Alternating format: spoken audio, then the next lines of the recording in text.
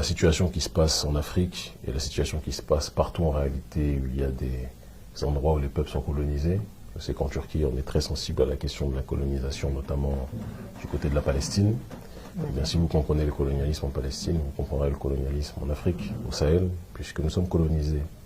par des entités occidentales, des nations occidentales, et plus particulièrement au Sahel,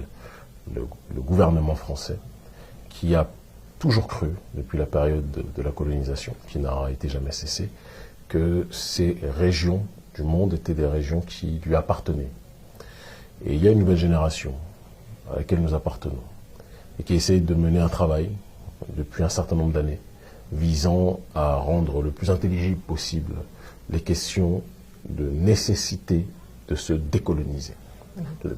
qui rendent le plus intelligible possible l'action visant à pouvoir décoloniser les espaces, décoloniser les esprits et décoloniser nos terres plus que jamais. Et le problème est qu'on a à la tête de nos États, la colonisation était très bien faite, on a à la tête de nos États des dirigeants qui sont, avant d'être élus, ils sont par le peuple, très souvent ils sont mal élus par le peuple, mais ils sont avant tout sélectionnés par l'oligarchie française qui a tout intérêt à avoir à la tête de nos États des marionnettes qu'elle peut contrôler pour pouvoir continuer à piller nos ressources.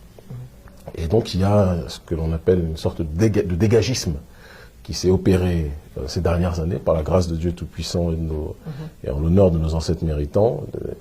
Des dirigeants marionnettes, on a contribué avec d'autres forces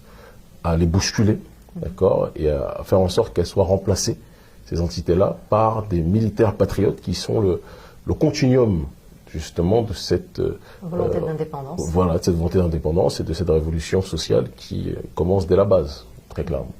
Donc,